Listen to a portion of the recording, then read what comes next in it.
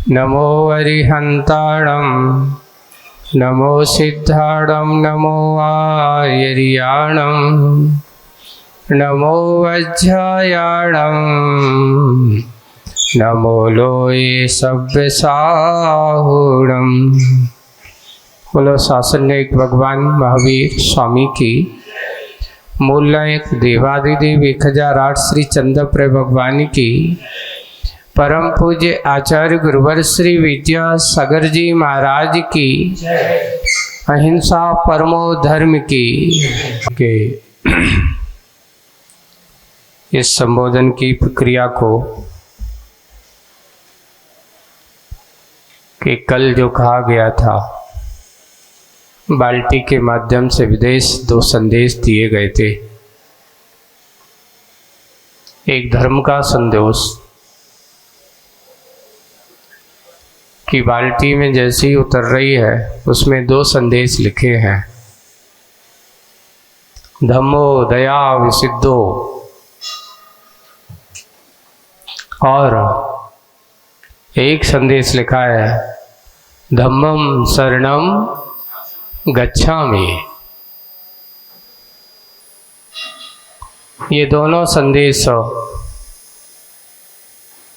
प्रत्येक मानव समाज के साथ साथ जीव समाज के लिए अनुपम उदाहरण है कि दुनिया में अगर कोई धर्म है तो दया से बड़ा कोई दूसरा धर्म नहीं है। और दुनिया में अगर कोई किसी की शरण लेना है तो ऐसे शरण जो धर्म के अलावा और कोई शरण नहीं है। आपको अगर किसी की शरण में जाना है तो मात्र धम्मं शरणं गच्छामि, और संसार में कोई किसी की शरण नहीं है। कहने को रिश्ते नाते बहुत हैं, पर सब के सब मरती बिरिया जीव को कोई न राखन हार वाली बात है। कोई शरण नहीं है, सब अशरण स्वभावी है। ये संसार की जितनी भी ये बाह्य रूपता तुम्हें दिखाई दे रही है, ये स्वरूपता दिखाई दे रही है, ये अशरण का ही स्वरूप है। यहाँ कोई किसी के लिए शरण नहीं है। हमें शरण किसकी चाहिए है, हम किसकी शरण में जाना चाहते हैं, ये विचार करने की ज़रूरत है आपको। और अगर आपने इसको अच्छे से विचार लिया तो आप तो धर्म की समझ आ जाएगी कि किसी पर अदया का भाव रखना, क्रूरता के भाव करना, किसी को देश भावना रखना, क्रोध आदि कसायों से युक्त होना, ये हमारा धर्म हो ही नहीं सकता। दया धर्म जहाँ है वहाँ क्रोध मान माया लोभ सब कुछ अपने आप शांत हो जाते हैं। इसलिए कल मुकमाटी में ये संदेश दिया गया था। संदेश तो बाल्टी के माध्यम से उस मछलियों को दिया गया, पर इस संसार के कूप में पड़े हुए प्रत्येक आत्मा उस मछलियों की भांति है। ये संसार भी एक कुएं जैसा है, संसार को भी एक कूप की तलवार दी गई है, और इस कूप की तुलना में यही दशा इस संसारी आत्मा की है कि तुम अपने आप को समझ कि धर्म अगर कोई है तो दया से विशुद्ध जो धर्म है वही तुम्हारा सच्चा, किसी जीव को सताने वाला धर्म नहीं हो सकता। किसी को मार करके धर्म मानने वाला जीव धर्म नहीं हो सकता। अरे जिसमें प्राणी मात्र के कल्याण की भावनाएं हो, वो किसी को मारने की क्या, किसी को सताने की बात कैसे कर सकता है? वो धर्म नहीं हो सकता। धर्म तो वही है जो सबके प्रति दया का भाव रखे, करुणा का भाव रखे, अनुकंपा के भाव रखे, वही धर्म का स्वरूप है। ऐसे धर्म के स्वरूप का संदेश दिया और मछलियों ने सोच लिया वो मछलियों के लिए दिया गया। मछलियों ने जब ये पढ़ा और पढ़ कर के तो कल अपन ने इस बात को समझा था, निश्चित ही आज या कल काल के गाल में कबलित तो हो गई। यानी एक बात और संदेश दिया था, आज नहीं तो कल, परसों नहीं तो कभी ना कभी तो इस जीवात्मा को काल के कबलित तो होना ही है। तो मछली जो देख रही थी, इंतजार कर रही, क्योंकि ऊपर आना है, उसे इस कोप मंडूक जीवन से ऊपर उठ करके एक विशाल सागर की ओर जाने की भावना सोच समाई है। तो उसने कहा कि अब तो इस बाल्टी में ही अब गायब होना है, इस बाल्टी की शरण में ही जाना है। ऐसे भाव उसके मन में आ गए। तो एक सहेली मछली से आपस में चर्चा चल रही है। किसकी? एक मछली की जो ऊपर आना चाह रही है, संकल्पिता मछली, जिसने सोच लिया कि अब तो मुझे ऊपर जाना है। उसकी आपस में चर्चा हो रही है और चर्चा होते हुए वो क्या, तो आगे का विषय आगे बढ़ता है पेज नंबर 71 पर। क्या पता नहीं तुझको, क्योंकि सहेली मछली दूसरी मछली को समझा रही है जो ये संसार में बड़ी विचित्रता है। कैसी है तो बता रहे, क्या पता नहीं तुझको, छोटी को बड़ी मछली साबुत निकलती है यहाँ।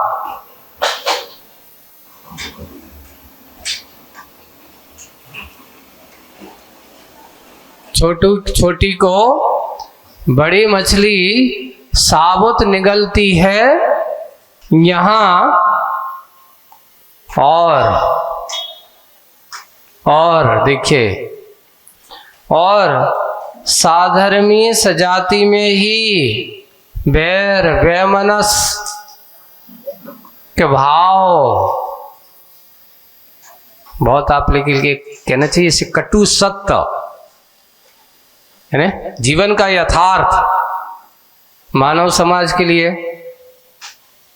और एक मानव बनकर के या कहो कि प्राणी मात्र बनकर के हम सकल होकर के उन सब के लिए एक बात कही जा रही है, पर सुनने में लोगों को बुरी लगती है, पर यथार्थ में क्या है ये, इसलिए इसका नाम जो सुनने में बुरी लगे पर सही है उसको कटु सत्य कहा जाता है। यही बात है। क्या तुझे पता नहीं, छोटी को बड़ी मछली साबुत निकलती है यहाँ, और साधर्मी सजाति में ही वैर वैमनस के भाव परस्पर देखे जाते हैं। एक दूसरे के प्रति ईर्ष्या का भाव, वैमनस्यता का भाव देखा जाता है यहाँ, देखे जाते हैं यहाँ। कैसे देखे जाते हैं? देखिए, श्वान को देखकर ही, श्वान को देखकर ही नाखून से धरती को खोदता हुआ, किसे? नाखून को धरती से खोदता हुआ गुर्राता है बुरी तरह, बहुत भौंकता है, गुर्राता है। अब इस पर उसकी सखी बोलती है, क्योंकि वो जाने के भाव कर रही है, तो उसने सबसे बड़ी यथार्थता बता दी कि देख, जो तुम जहां तू रह रही है यहाँ बड़ी मछली ही छोटी मछली को क्या कर जाती हैं? खा जाती हैं, निगल जाती हैं। यही तो हो रहा है आज लोगों में, यथार्थ में यही है कि मानव समाज में मात्र जब स्वार्थ वृत्ति आ जाती है, कौन गरीब है कौन अमीर है, इस प्रकार की दृष्टि नहीं रही, दया का अभाव नहीं रहा। छोटे को सहारा बनकर के जीवन जीना चाहिए था, पर वो छोटा ही उसका ग्रास बन जाता है। लोग क्या कहते हैं, महाराज अगर हम दया करने लगे तो हमारी तो दुकानदारी चौपट हो जाए। एक बार एक सज्जन से कहा कि देखो भाई, तुम्हारे पास से क्या होना है? कहते कि सागर में से अगर 1 या 2 गगरिया पानी निकाल दिया जाए तो उससे कोई असर पड़ने वाला नहीं है। वैसे ही आपके इस इतनी बड़ी संपत्ति से में अगर 2-5 लाख रुपये निकल भी जाए तो आपको कोई असर होने वाला नहीं है। लेकिन नहीं है, तो वो उदाहरण क्या देता है, घोड़ा अगर घास से मित्रता करेगा तो खाएगा क्या? अगर हम ऐसी इससे दोस्ती करने लगे ऐसे तो लोग तो फिर मांगने को तैयार ही है। पर ये भी ध्यान रखना चाहिए, मांगना अगर किसी के अंदर इस प्रकार की परिस्थिति आई है, मजबूरी आई है, तो मजबूरी को उसको मजबूरी को मजबूरी ही समझना चाहिए। लेकिन कुछ लोगों की आदत बन गई है, वो बात एक गलत बात है कि मांगने अरे मिल रहा हो तो मांग तो लो, कहा जाता है। नहीं, कभी कभार कुछ चीजों को ये ध्यान रखना, अपन को आवश्यकता नहीं है और सामने अगर तुम्हें मिल रहा है, अगर आप लेते हो तो समझ लेना वो आपके लिए सुख का साधन नहीं हो सकता, वो आपके लिए नियम से अहित ही कारक होता है। आवश्यकता अगर है तो लेना चाहिए, आवश्यकता नहीं है कोई कितना भी दे तो कभी लेने के भाव जरूरत ही नहीं है हमें।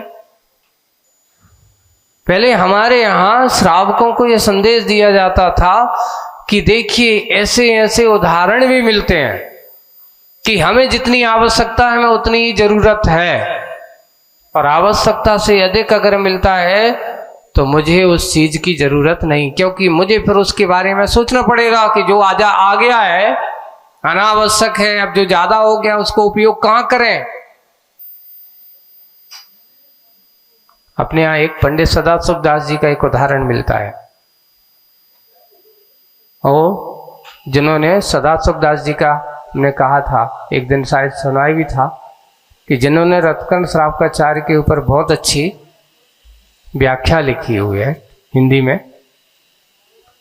वचनिका लिखी हुई है, उनके बारे में पढ़ा कि ये जयपुर में वहाँ के जो नरेश थे उनके यहाँ खजांची थे, लिखा पढ़ी काम करने वाले, और दिन में काम करते थे और रात्रि में अच्छे से स्वाध्याय ध्यान करके निरंतर अपना जीवन बिल्कुल सार्थक बनाते थे, और जितना उनको मिलता था उसमें ही संतुष्ट रहते थे। वो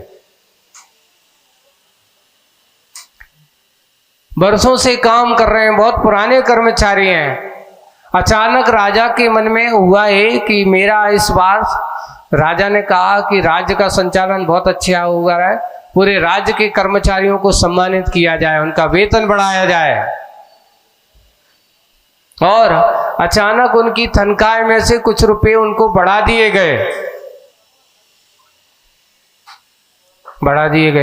क्योंकि उनको जो मिलता था उसमें वो पूरे सेट करके रखते थे कि इतना पैसा यहाँ खर्च करना है, इतना पैसा घर परिवार के लिए, इतना पैसा अपने घर के लिए, इतना उसमें से अपना दान पुण्य के लिए, जितना मिलता था वो पूरा विभाजित करके रखे थे। अचानक पैसे बढ़ गए तो उन्होंने लेने से मना कर दिया कि मुझे आवश्यकता नहीं है। जब उन्होंने मना किया, अन्य लोगों को मिला तो उन्होंने तो ले लिए। अब एक कर्मचारी कहता है कि मुझे नहीं चाहिए, तो उसका अर्थ क्या निकाला गया? उसका अर्थ ये निकाला गया कि इतने दिन से हम काम कर रहे हैं, अभी तक तो इन्हें बढ़ा नहीं, अब क्यों बढ़ा रहे हैं? लगता है नाराज हो गए, नाराज हो गए। यहां तक कि ये बात राजा के पास तक पहुंच गई कि फलाने फलाने पंडित जी ने सदाक जी ने पैसा लेने से मना कर दिया, आपने जो इनाम दिया था। तो उनको राज दरबार में बुलाया गया। क्या बात है, सबको दिया, आपने मना लेने से मना क्यों किया? कोई नाराजी है क्या आपको? किसी प्रकार की कोई इतने दिन हो गए, हो सकता है, मैं मानता हूं आप बहुत पुराने अच्छे ईमानदार हैं, अच्छे कर्मचारी हैं, और आपने जितनी ईमानदारी से हमारे राज्य के कोष को संभाला है शायद कोई संभाल सकता था। आपके कार्य की मैं बहुत प्रशंसा करता हूं और मैं गलती के लिए क्षमा चाहता हूं कि आपको पहले बढ़ाना चाहिए थे पैसा। तो वो कहता, राजन ऐसी कोई बात नहीं, मैं कोई नाराज नहीं हूं, मैं तो खुश हूं कि आपके द्वारा जो दिया गया मेरी आजीविका बहुत अच्छे से चल रही है, मेरा धर्म ध्यान भी बहुत अच्छे से चल रहा है, पर आपने जो पैसा बढ़ाया है, आप जो दे रहे हो, अब मुझे सोचना पड़ेगा कि पैसे का खर्च करूंगा तो मैं कहां करूं। ऐसे उदासीन वृत्ति वाले लोग होते थे, ऐसे आचरण करने वाले लोग होते थे। उन्होंने कहा नहीं, आपको तो लेना पड़ेगा, आप आज कुछ ना कुछ लेकर के जाओ। तो उन्होंने कहा था कि मुझे पैसा नहीं चाहिए, अगर आपको मुझे देना है तो मैं सुबह से 10 बजे से लेकर के 5 बजे 6 बजे तक आपके दरबार में काम करता हूं। अगर आपको मुझे देना है तो 2 घंटे का समय दान दे दो। उन्होंने पैसा नहीं मांगा, क्या मांगा? मुझे 2 घंटे की छुट्टी मिल जाए तो इसमें और मैं अपना जो स्वाध्याय ध्यान का कार्य कर रहा हूं मेरा बहुत अच्छे से हो सकता है। उन्होंने कहा, धन्य है ऐसे व्यक्ति जो पैसा सोच करके छोड़ करके समय का सदुपयोग करने की बात सोचता हो, धर्म ध्यान करने की बात सोचता हो, स्वाध्याय के बारे में सोचता हो। ये ज्ञानियों का स्वरूप है। आज इस काल में भी ऐसे लोग हैं जो धन पैसे के लोभ से परे होकर के हो सकते हैं। हमारे वो धर्म की बात, इसलिए कहा जाता है कि जहां धन के प्रति जिनका सुझाव होता है वहां स्वार्थ वृत्ति होती है, एक दूसरे के प्रति ईर्षा भाव होता है, बेमनस्ताएं होती हैं, स्पर्धाएं होती हैं। लेकिन जहां धर्म के प्रति भाव लगाव होता है वहां बेमनस्ता नहीं होती, ईर्षा वृत्ति नहीं होती। हमेशा एक ही बात होती है अपने आप के जीवन में, जैसे मैं चाहता हूं सामने वाला भी तो वही चाहता है। जैसे दया का भाव मेरे अंदर है ऐसे ही दया का परिणाम दूसरे वाले के अंदर होना चाहिए, उसके प्रति भी हमारा भाव। वही आज मुखमठी में कहा जा कि वर्तमान परिस्थिति आपस में एक व्यक्ति छोटा व्यक्ति बड़ा व्यक्ति छोटे व्यक्ति को क्या कर रहा है, नीचे गिराने की बात कर रहा है। वही ऐसा प्रसंग यहाँ वैर वैमनस्ता का भाव परस्पर देख रहे हैं। आपकी व्यवहारिक सामाजिक संरचनाओं के बारे में स्वान को देख करके जैसे नाखून से धरती खोदता हुआ गुर्रा रहा है बुरी तरह, ऐसी वृत्ति वाले लोग भी दिखाई दे रहे हैं। अब इस पर उसकी सखी बोलती है, देखिए एक नई दिशा की ओर आचर्षी बोल रहे हैं मुखमाटी को। इस पर उसकी सखी बोलती, कथनचित बात सच है तुम्हारी, जो आप जो कह रही हो कथनचित बात सत्य है तुम्हारी, परंतु हमारे वक्षण से अपनी ही जाति यदि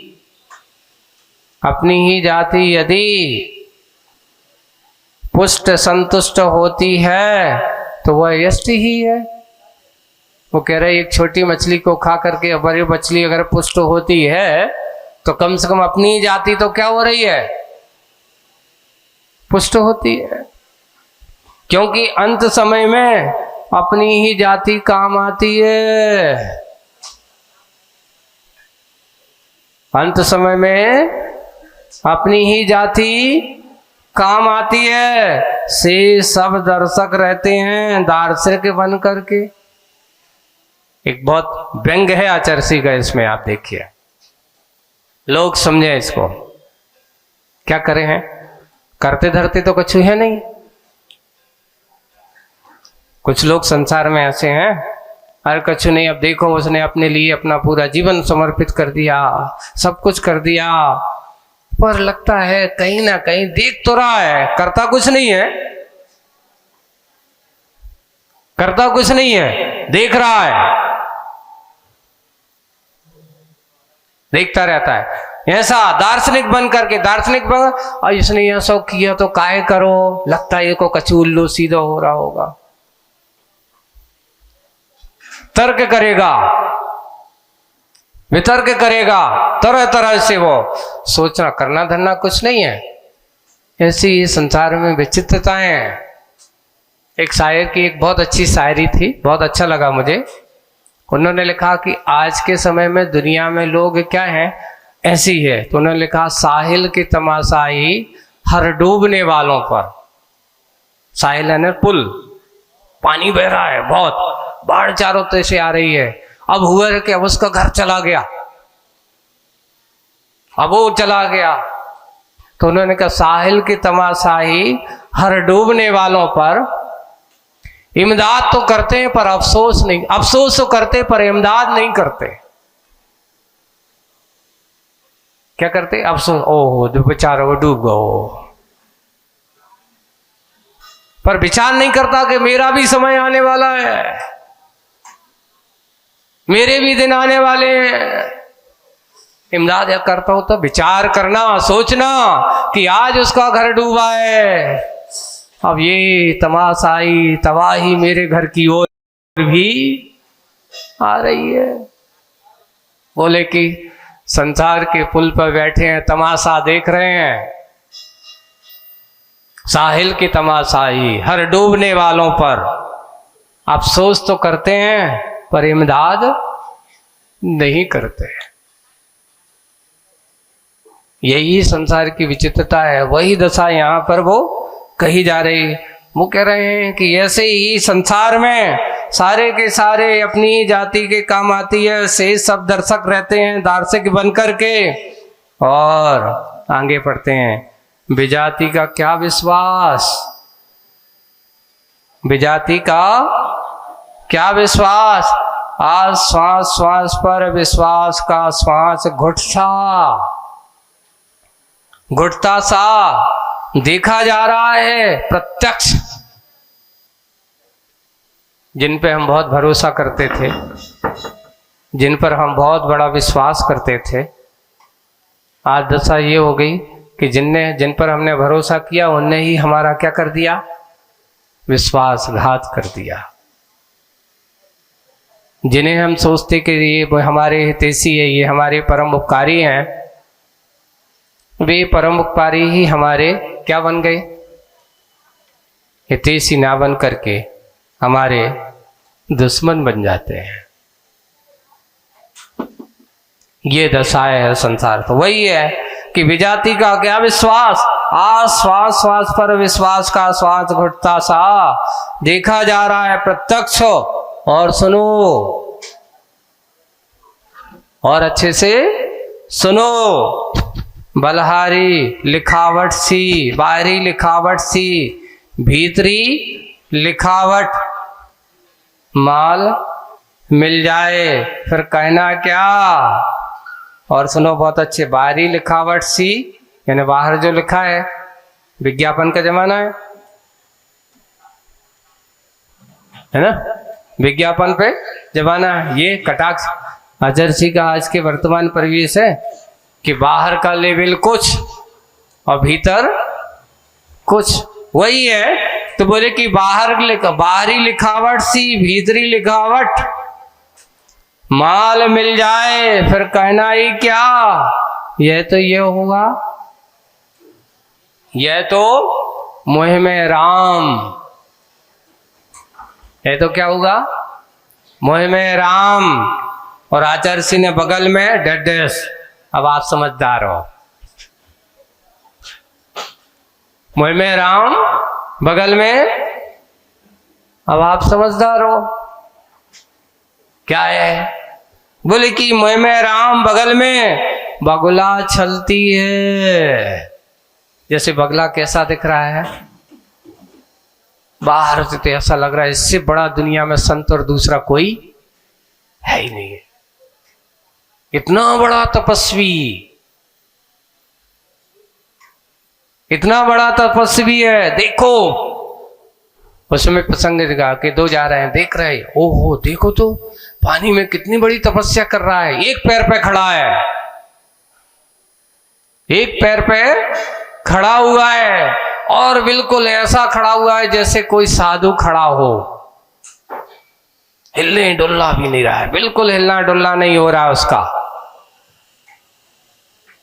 एकाग्र चित्र, बिल्कुल जिसका चित्र बिल्कुल लगा हुआ है। कब आए मैं देखता हूं। वैसे ही कहा कि यही कहना माल मिल जाए, फिर कहना ही क्या, यह तो क्या हुआ मुँह में राम बगल में। लिखा नहीं आचार्य जी ने, लेकिन समझदार हो। बगुला चलती है, छल करने वाली नीतियां हैं जो ऐसे कार्य करते हैं। और लिखो, बहुत अच्छा एक सूत्र वाक्य दिया जा रहा है आप लोगों को। दया का कथन निरा है। देखिए, दया की बात करना अलग बात है, निराकर्त अलग बात है। और दया का वतन निरा है। वतन अर्थात स्वभाव, प्रकृति उसका अलग है। बात करना और दया से बात करना, दोनों में बहुत अंतर है। बोले कि दया का कथन निरा है, दया का वतन निरा है। एक में जीवन है, एक में जीवन है, एक में जीवन का अभिनय है। दया की बात करना मात्र दया का नाटक करना है। जिनके अंदर वास्तविक दया होती है, जैसे बाहर से बगुला तो बड़ा दयालु दिख रहा है,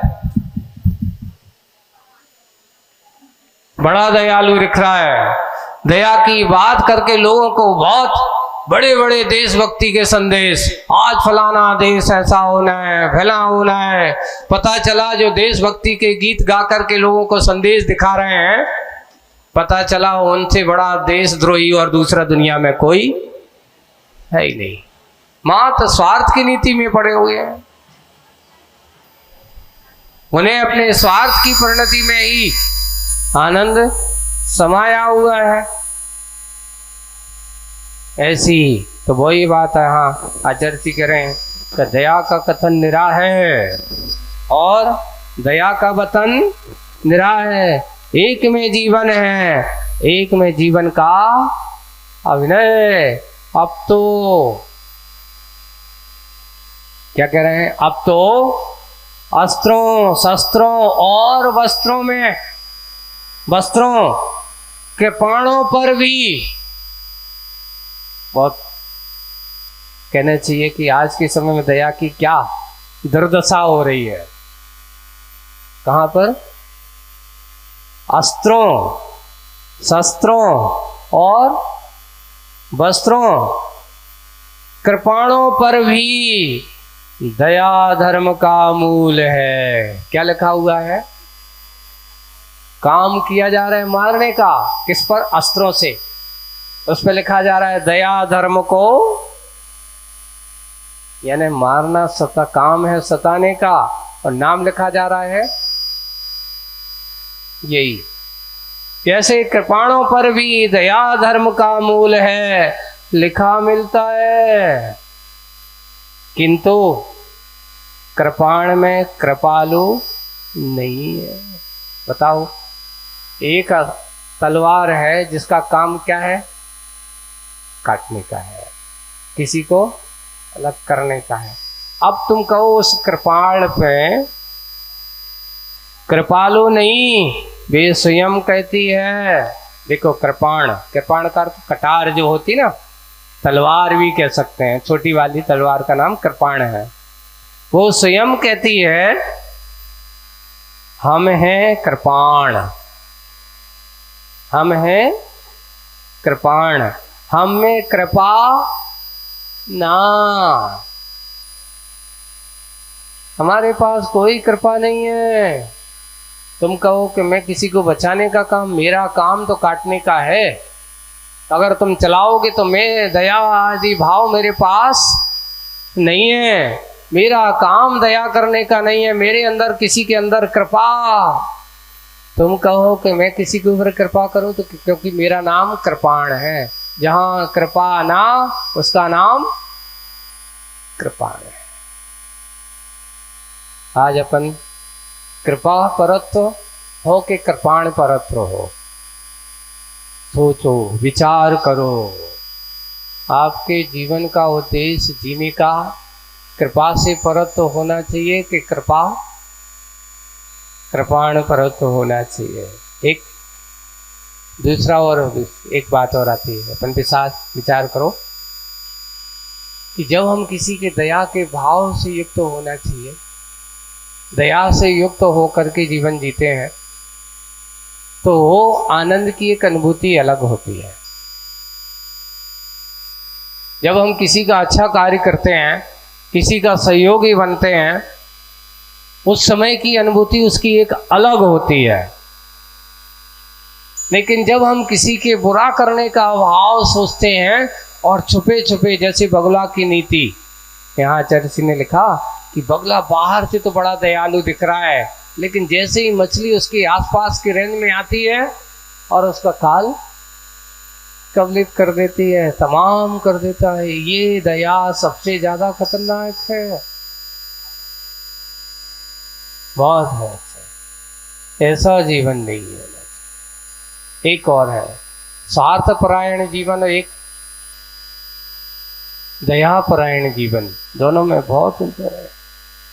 जीवन में बहुत सारे उतार चढ़ाव आते हैं, लेकिन जैसे जैसे ये मनुष्य अपने उम्र के पड़ाव पर पहुंचता चला जाता है, वैसे वैसे इसकी परिणति भी देखने को मिलती है। देखिए, एक बहुत अच्छी कल्पना, एक चिंतन बहुत अच्छा दिया गया है कि इस मनुष्य की जीवन की शुरुआत कैसे होती है और लास्ट में इसकी दशा क्या होती है।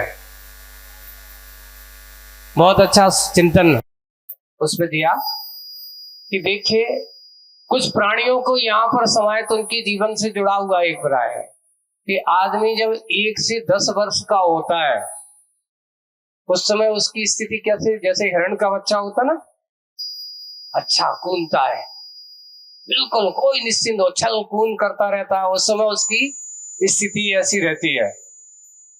ऐसी ही निश्चिंत है, कोई टेंशन नहीं है। 1 से 10 साल के बच्चे आप देख कर रखना, और 11 से 20 साल के बच्चे गाय के बछड़े को देखना, उछल कूद तो रहती है, स्फूर्ति रहती, पर हिरण के बच्चे से थोड़ी सी कम होती है उसकी स्फूर्ति है। फिर उसके बाद जब वह और बढ़ता है तो 21 से 30 साल 40 साल तक की उसकी उम्र जो होती है, वो जैसे गाय का जो सांड की जिंदगी होती ना, जवानीपन चरम पर होता है, सांड की जिंदगी जैसी, ऐसी आदमी को। फिर उसके बाद आता है कौन सी, उसके बाद आती है 40 से 50 के साल के बीच में आ जाती घोड़ा वाली जिंदगी। अब तो भैया जो करने। फिर 50 से 60 साल वाली गधा की जिंदगी, धोते रहो, कौन खिलाना है, अब इसको करना है, अब उसका करना है। और फिर बाद में बताया 60 से 70 75 साल तक की जिंदगी, बोले कि स्वान की जिंदगी, रखवाली करो, नाती पोतों की, दुकानदारियों की, जो ही काम तो बच्चे का काम है, चलो फिर नहीं जाता, घरे बैठो,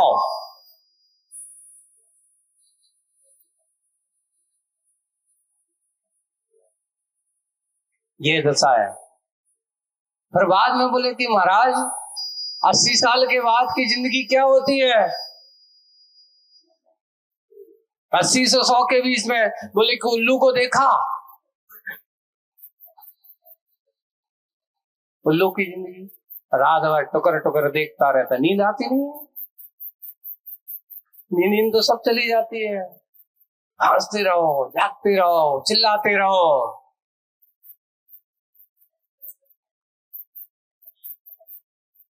ये उन्होंने के कुछ प्राणियों को लेकर के बहुत सोचा और सोच करके वैसे ही शायद ऐसी ही जिंदगी तुम्हारी हो रही है। अगर हम इस जीवन के पड़ाव को अगर हम निकालना, ठीक है बालपने में ज्ञान न लो, तरुण सहे तरुणी रत रहो, और फिर अर्ध में तक सम बूढ़ो बनो, कैसे रूप रखे आप सोचिए, अर्ध में तक बूढ़े बनो, अर्थात जैसे ही 60 साल के हो गए तो आपकी जिंदगी कहाँ चालू हो गई? अब अर्ध में तक तुम्हारा अपना चीजा चालू हो गया है, अब जाग जाओ। अब नहीं जागे तो कहा। लेकिन जैसे जैसे बुढ़ापा बढ़ता है वैसे वैसे वृद्धता बढ़ती है। आदमी का शरीर शिथिल होता है पर मन शिथिल नहीं होता, इच्छाएं शिथिल नहीं होती। अगर आपने अपनी मन की इच्छाओं को कम नहीं किया, शरीर शिथिल होते साथ साथ आपकी मन की इच्छाएं, इसलिए अपने यहां सबसे पहले 60 साल के बाद का वानप्रस्थ आश्रम, कौन सा आश्रम चालू हो जाना चाहिए? देखिए उस पर लिखा है वानप्रस्थ का। ये जीवन के हमारे चरण बताए हैं। ऐसे समय में सब कुछ छोड़ छाड़ करके